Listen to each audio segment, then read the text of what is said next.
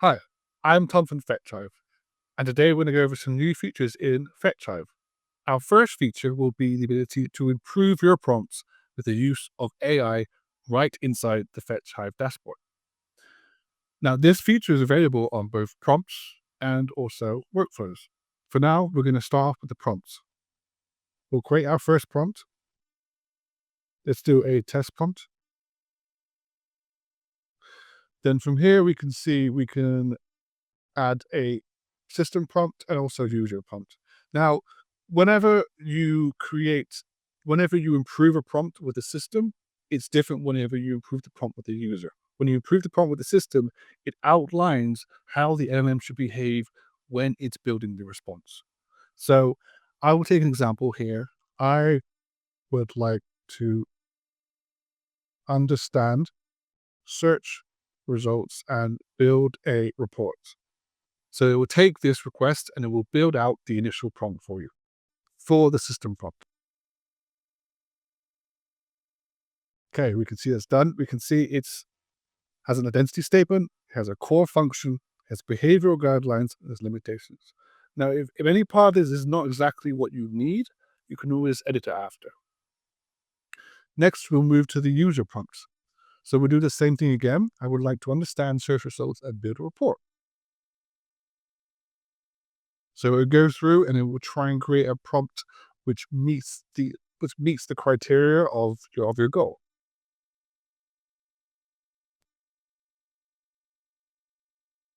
Okay, so we can see here is build out the prompt in a few sections. We have instructions, we have steps, we have output format, we have examples, we have notes. Now, a few key things here are it's broken down the prompt into very clear guidelines, telling you what it should do, what it should output, the format, and also give some examples to maybe help the LM along to achieve the actual response you actually want. Now, we can always edit this if we want to. So, for example, I would want to edit this here. So I would say, I don't want this just too static. I want it to be dynamic. I want to make sure that this prompt can be used for any search results. So I will remove this and I will put in search results. That way I can always pass in the search results to the prompt for it to understand for the entire instruction area. Now, say for example, I want to make sure that this does not hallucinate. So I can again go to improve with AI. I can say adjust the prompt to ensure that it does not hallucinate. And it will take that existing prompt, which we have in the user, and it will take the goal and it will try and expand upon the prompt to improve it, to try and meet your goal. Now, I would say while this is loading, I would say improve AI is very, very much in beta. We're trying to improve it as much as possible. But for now, it's a great baseline to kind of get you started into the world of prompting and to hopefully get you 90% of the way to creating a really good prompt for your task or for your goal. And we can see here it's edited a few of the things, it's changed instructions, it's changed some of the steps, and also it's changed for the notes, it's changed the criteria to make sure it's clear and well researched. Now, this is within prompts. We can also do the same thing if we go to workflows. Let's create a new workflow. Let's do an LLM workflow. And then when we go into here, we can then do two things. So we can create a prompt the same way we do in the prompts area. And we can do, again, improve with AI here as well. Or if you want to, you can also use the agent feature. And this, again, has the ability to improve your prompts with AI. So it's great for people who are not sure how to build prompts initially for either agents or for prompting. And it's great for people who just want to adjust and try and create a more direct outline as to what the agent or the LLM prompt should be doing when creating response for you. The next feature we're looking at will be the ability to set a maximum character count for a website scrape in a workflow step. Now, why is this important? Well, NLM models have a token cap. This basically means that they can only consume so much data before they reach that cap. When they reach that cap, the NLM will not respond. It won't respond. So you need to ensure that you keep your context and also your prompts within that token cap to ensure you always get a response. So the way we do this is we go to workflows. Let's create a new workflow for this instance. And let's create a website scrape. And then from here, we can see, we can set URL for website scrape. We can set a screenshot, and also we can set the maximum characters. Now, the default is 7,500 characters. That's quite conservative. You can probably go a lot more than that, but depending on how long your workflow is, so say, for example, you added in a bunch of different steps before the prompt, you added an extra search, you added in like a API call, then you finally added in the actual prompt. If all of this context is then put into the prompt, and then you find out the website scraper is just too long, you need to cap it to ensure you can still run the prompt and stay within the token cap limit of that prompt. So it's a great option for people who want more control over how much content they want to grab from a website scrape. The next feature we're looking at is the dataset configuration. So datasets have been in Fetch Hive for a good few months now, but they have been very limited in terms of configuration. And they've also not being very transparent as to how it's storing all of the data into the vector database. So I've been updating the dataset platform to better represent what's being stored, how much does it cost to be stored, and how you want to store it. So we'll take an example here. So we go to datasets. We have an OpenAI dataset here. We're going to look at this one. We have some company details here for a dataset. And we can see the data content is here. This is what we want to basically put into the vector database.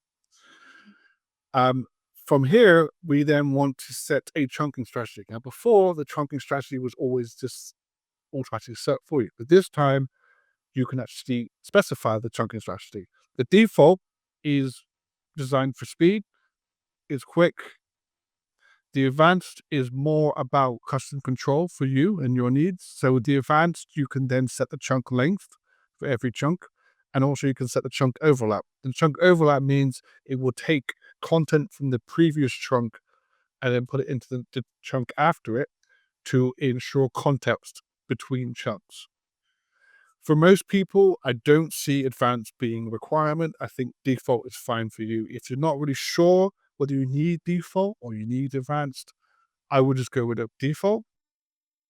Additionally, you can also now remove email addresses from data sets. You can remove telephone numbers, and also you can run a custom prompt. So you can take the data content we have here, and then you can run it with a custom prompt to basically either change it or change the format or clean it up. Additionally, we can now also see within the actual chunking, we can see how many chunks are being generated, how many paragraphs generated, how many sentences generated, the character length, the total tokens, and the total charge for this data set item. Lastly, we can also see how it's stored in the chunking database. So, sorry, in the vector database. So, for example, here we have this content and it basically has chunked it into data which is understandable into each chunk. So you can see here, each chunk makes sense on its own. It's not confusing. And this enables you with a better transparency as to how your data is being handled when it's being sent from the data set into the vector database. The next feature we're looking at is the ability to search a data set inside the Fetch Hive dashboard. Now, before, if you wanted to test and search a data set in Fetch Hive, you'd have to use the agent. So you'd have to link a data set to an agent. Then you have to ask the agent questions. it would then search the data set and then find whatever information from there. That works, but it costs you credits in Fetch Hive and it costs you credits in OpenAI. So I had the ability to search a data set within the Fetch Hive dashboard itself without costing you a thing. To do this, we would go to Datasets. Then we would go to a data set we want to use, as the OpenAI here. We would then go to right-hand corner and then click Test. Now, from here, this is the test area where you can search a data set and get back results. Then this is great to confirm the data you have in the data set meets the requirements you need for your agent. So say, for example, I want to make sure I have information about the OpenAI founding year or the OpenAI company details. Rather than just trying to do it with the agent, I could just search directly in the data set and confirm the data is there and I can search for it. Now, whenever you do the testing the data set, you can do 3 search options now. The first option is hybrid. Hybrid basically enables you to search full text and vector searches. So you have a higher probability of matching the query whenever you search in the data set. The second option is just vector, and the third option is just full text. I would usually just leave it on hybrid for now, unless you're definitely sure you want to use the other options. But if you do any other options, they are there for you anyway. Next option available now is the ability to set a chunk limit. This will set how many records are returned every search query. So say, for example, I search for OpenAI, it will return a maximum of 10 records. You can increase that limit up to 20 or reduce it down to 1. The next option available is the search threshold. This is basically a similarity score for whenever you search data set. Whenever you search with vector search or hybrid search, it will provide a similarity score back from the vector search, and it will say if the similarity score of this result, which you get back, is below 0.5, it will not return it as a result in the dataset search.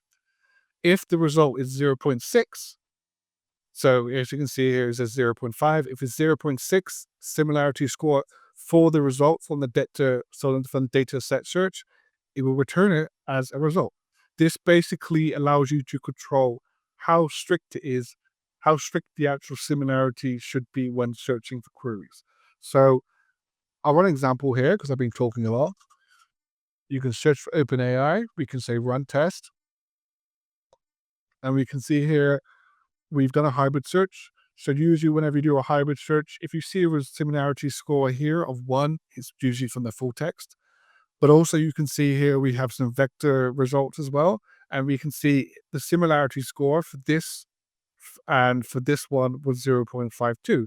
Now, because we have the search threshold set to 0.5, these results will return in the actual test search. If we say we change to 0.6, we run the test again, we do not get these search results back.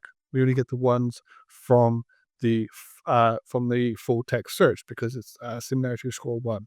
If we change this to vector search and then run test again, we can see we get back some results here as it's 0.6 and the threshold is 0.6. So this basically allows you to have a lot more transparency about your data sets and to test them to ensure that they meet the criteria that you need in your agents for your applications. And there you have it.